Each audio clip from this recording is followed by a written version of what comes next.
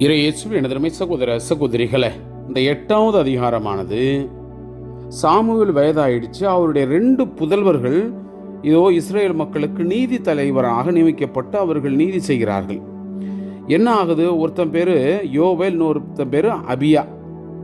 இவர்கள் இருவருமே உண்மைக்கு புறம்பாக கையூட்டு பெற்று ஆண்டவருக்கு உகந்த காரியங்களை செய்யாமல் இவர்களுக்கு மத்தியில், மக்களுக்கு மத்தியில் ஒரு கெட்ட பெயர் உண்டாயிடுச்சு.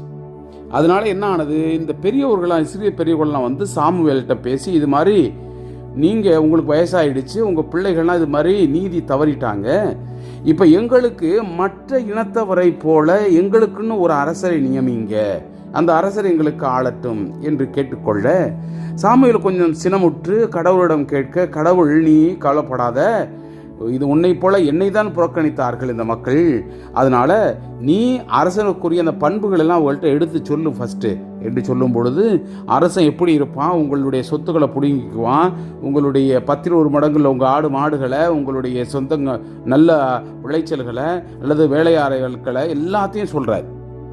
அப்படி இருந்தாலும் அந்த மக்கள் ஸ்ட்ராங்காக இருக்கிறாங்க, எங்களுக்கு ஒரு அரசன் வேண்டும் என்பது. அப்போது கடவுள்கிட்ட எடுத்து வைக்கிறார், கடவுளும் ஓகேன்னு சொல்லுகிறார். பின்பு அவர்களை அவர்களுடைய குலத்துக்கு திருப்பி அனுப்பி விடுகிறார். இந்த எண்ண ஓட்டத்தை தான் இந்த அதிகாரத்தில் நாம் பார்க்கிறோம். ஆம் அன்புக்குரியவர்களே, கண்டிப்பாக மக்கள் எவ்வாறு கடவுளிடம் முணுமுணுத்தார்களோ அதை கடவுள் ஏறெடுக்கிறார். ஆனால் அவர் எச்சரிக்கிறார்.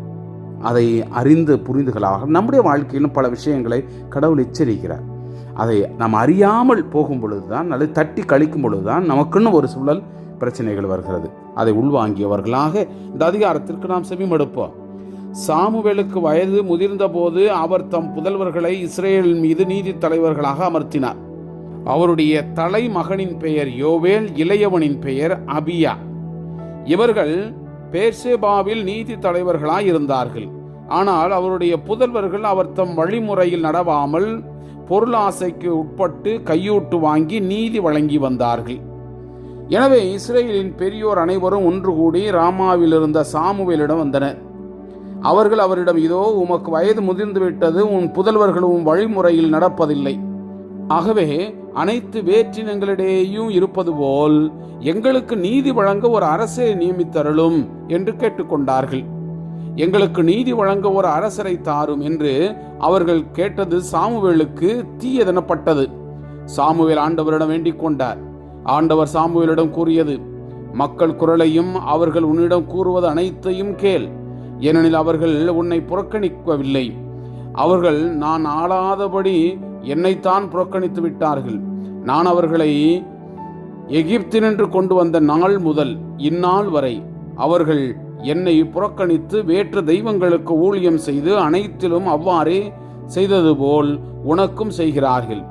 இப்பொழுது அவர்கள் குரலுக்கு செவிகொடு, ஆனால் அவர்களை கண்டித்து எச்சரி, அவர்களை ஆளப்போகும் அரசனுடைய உரிமைகளை தெரியப்படுத்து.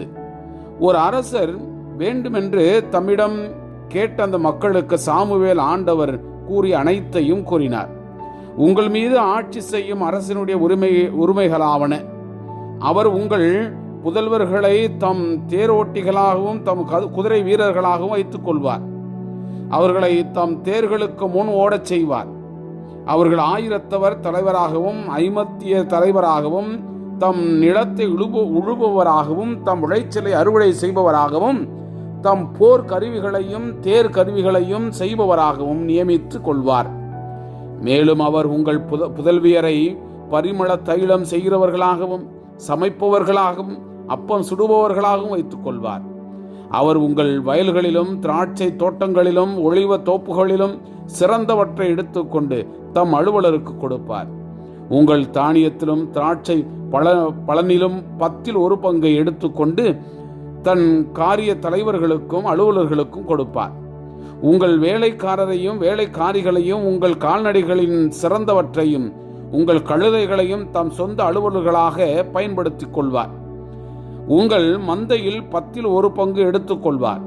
நீங்கள் அவருக்கு பணியாளர்களாயிருப்பீர்கள்.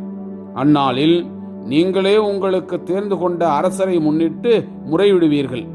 அந்நாளில் ஆண்டவர் உங்களுக்கு செவி கொடுக்க மாட்டார்.